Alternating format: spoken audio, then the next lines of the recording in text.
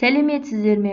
4-ші сынып білім алушыларына арналған математика пәнінен қос теңсіздіктер тақырыбындағы сабағымызды бастаймыз. 133-ші сабақ.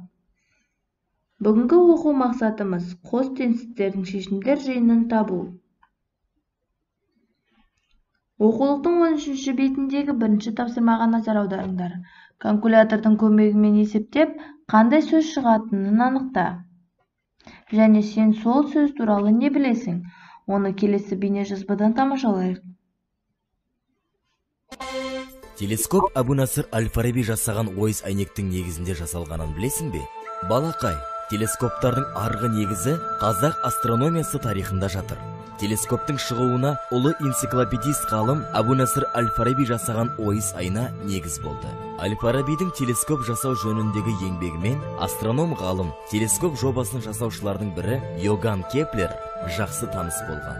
Ұлы бабамыз Әл-Фараби жасап берген ойыс айналы телескоптан бастау алған бақылау зерттеу құралдары уақыт өткен сайын жетілдіріле түсті.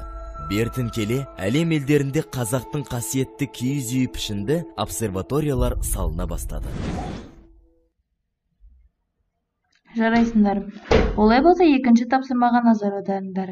Қос теңсіздікті жеке екі теңсіздікке ауыстыр. 10 кем x-тен және x кем 30-дан. Бұл жерде біз жеке екі теңсіздікке ауыстыру үшін x артық 10-нан және x кем 30-дан деп аламыз. Дәптеріңе осындай сан сәулесін сыз және көрсетілген сан аралықтарын белгіле. Теңсіздіктердің шешімдерін сәуледе қиғаш сызықтармен көрсет. Бірлік кесінде үшін екі торкөзді белгіле. Үшінші тапсырма. Қос теңсіздікті түрінде жаз. Қос теңсіздіктердің шешімдер жиынын сан сәулесінде белгіле. Шешімдер жиынын фигуралы жақшаның көмегімен жаз. Т белгісізі 5-тен артық және 10-нан кем. Бұл жерде біз 5 кем x-тен, 5 кем t-дан және t кем 10-нан деп жазамыз. Қос теңсіздіктердің шешімдер жиынын біз 5 және 10 сандарының аралықтарындағы сандарды аламыз. 4-ші тапсырма. Шоқ жұлдыздарға ежелгі заманнан-ақ атау берген. Ертеде адамдар жердің солтүстік жарты шарында басымырақ тіршілік еткен. Олар аспан әлемінің өздеріне көрінетін бөлігін ғана бақылаған. Сондықтан шоқ жұлдыздардың шамамен жартысына ғана, яғни 88-дің 47-сіне ғана ежелгі мифологиялық кейіпкерлердің атын берген. Оңтүстік жарты шардан көрінетін екінші жартысы тек 17-ші ғасырда ашылған.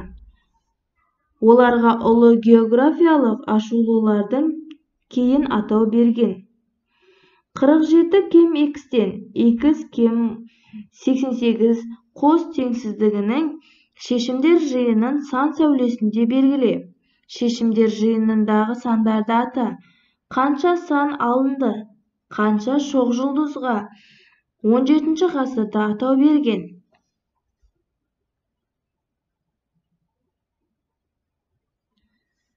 Келесі тапсырма сендерге үй тапсырмасы. Қос теңсіздіктердің шешімдер жиынынан сан сәулесінде белгілеп көрсет.